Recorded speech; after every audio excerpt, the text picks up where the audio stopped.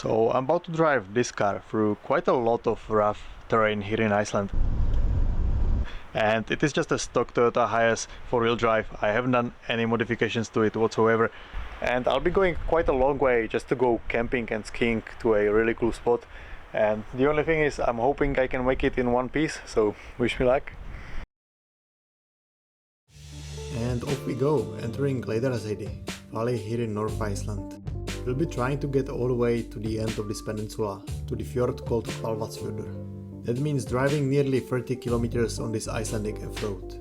And if you don't know what F-road in Iceland is, it is a road that is suitable only to bigger 4-wheel drive vehicles, and it generally isn't a road you would take a car like Toyota Hiace to.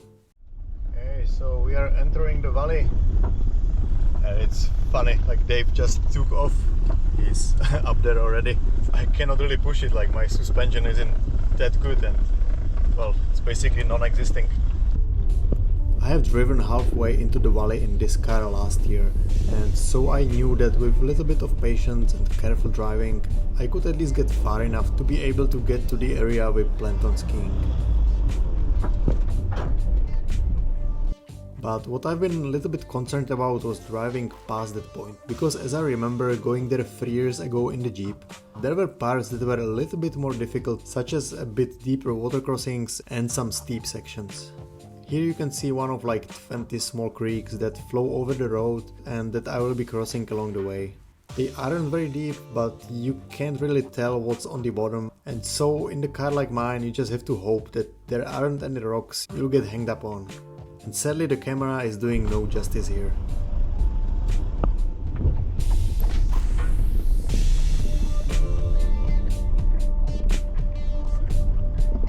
The time was pushing us though, and so I couldn't really hold us back with filming. I promise you though, I will make up for it later in the video. So little update. It's been going quite well. The water crossings aren't too deep. Yeah, they're all really fun, I think. But still want to be slow through there. But anyways, the good news was that we were making a progress.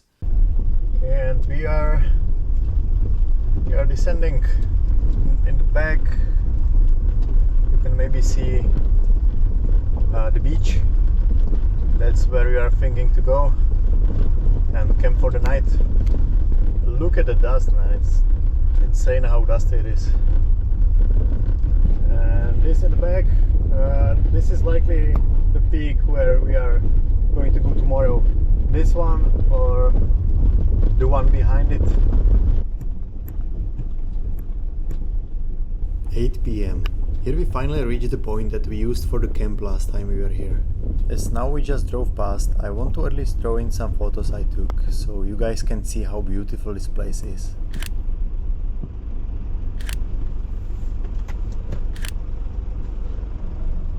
And from here on it was a little bit of a question mark for me, but Dave, he has zero concerns about the road condition, so I decided to just have a little bit of faith, hoping that I won't end up wrecking my car in some way.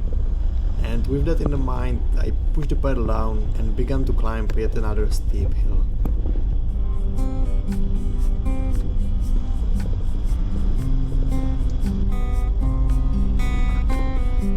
And soon enough we were descending again, getting closer and closer to the beach.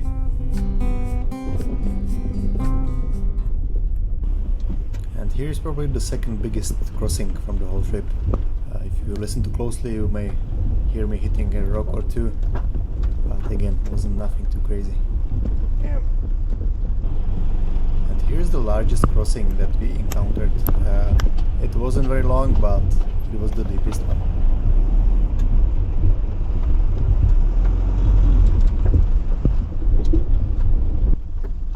So David is saying that now we have the worst part ahead of us.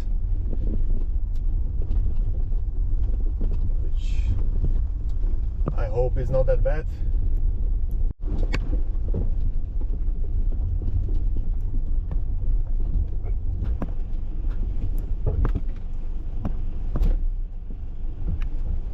As we were getting closer to the beach, the terrain flattened out for the last few kilometers.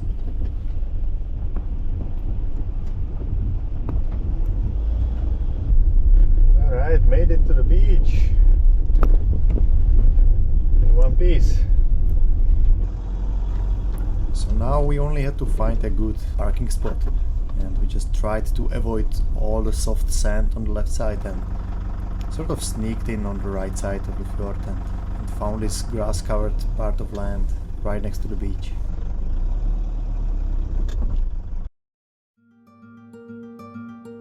We were here completely alone. And I really think that this is what draws me to remote places like this. The feeling and the energy of the place that you won't get at these touristy spots with all those paths and ropes telling you where to go, fighting for the exact same photo in the crowd of people. I guess that's why you don't really see me visiting these places here in Iceland anymore, even though they are still very beautiful. It's just that the magic there has been lost for me, and discovering the raw corners of this island just feels more rewarding.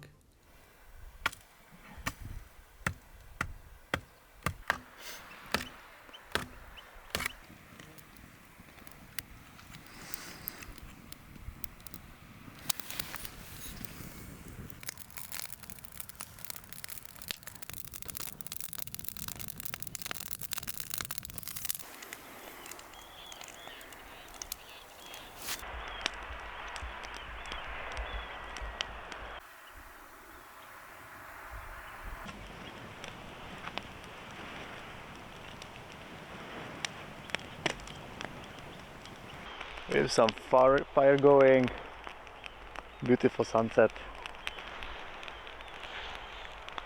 sounds of the ocean and the nature. A really nice camp spot.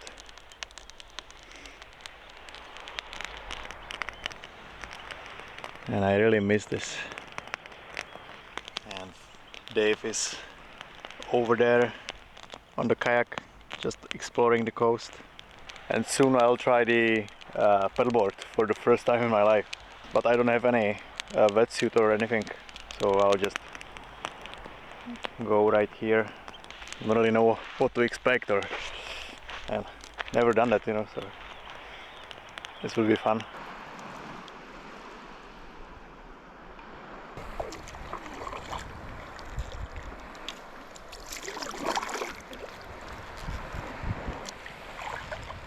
Well, to be honest, I don't really want to push it too far because I don't have any dry suit on me. And this is the first time doing this. It's pretty cool, but it's maybe because I'm underdressed, but feels a bit sketchy. And while I was playing in the kids' pool, trying not to tip over, Dave was out in the open, pedaling in his kayak across the fjord.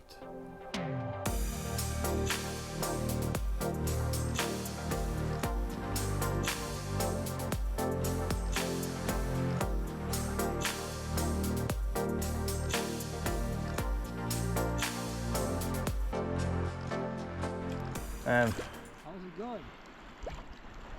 Chilling. It's freaking beautiful.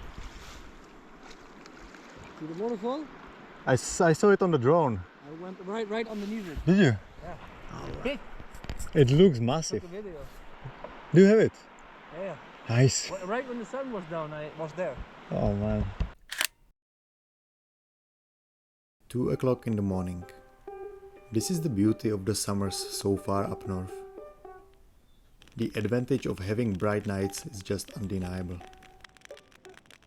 And especially when the weather is that good, it makes it very difficult to go to the bed. But we had a day of skiing ahead of us, and so with the last piece of driftwood burning in the fire pit, we wrapped it up for the night.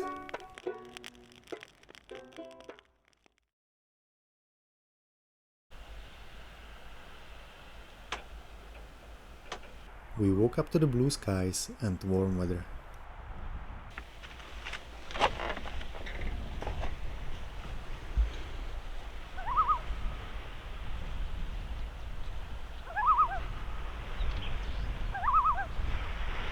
There was a light breeze coming from the ocean and the sun was shining.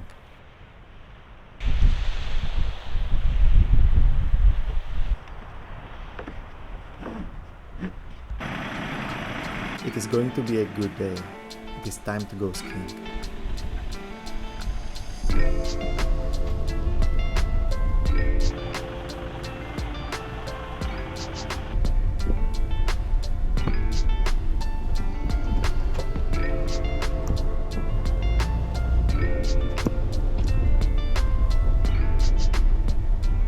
It didn't take long before we started climbing up and got to the snow line. There was so much less snow left compared to the last year.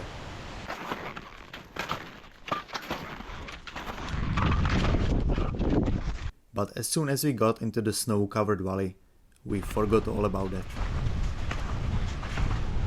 It's looking promising.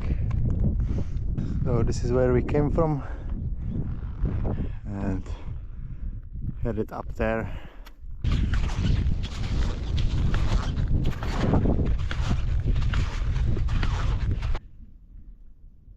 Check this out.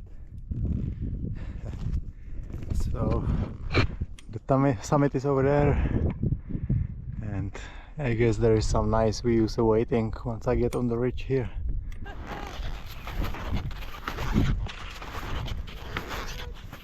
Oh yeah.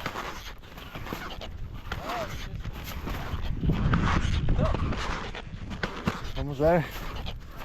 From this point on, it took us only a couple of minutes to reach the summit, and the views, as always, completely took my breath away.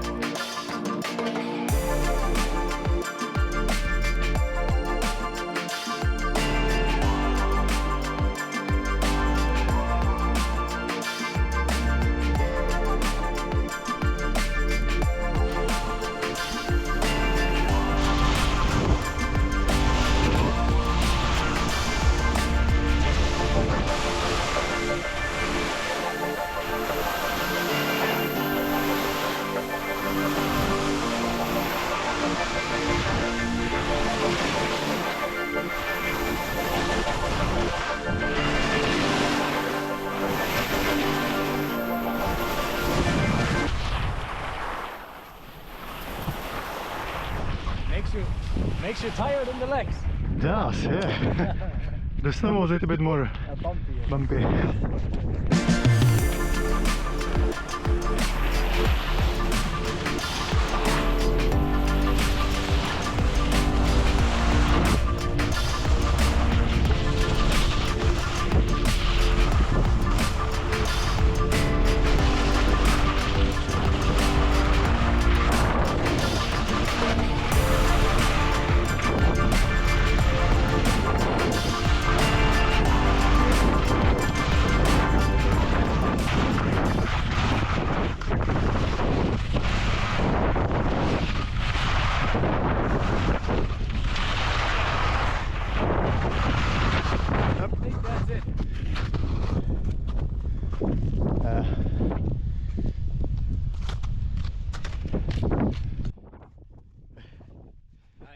Even though the skis are tools, not jewels, there were so many rocks now it became more of a safety concern. And so we hiked down the rest of the way, and soon we were back again on the dusty road.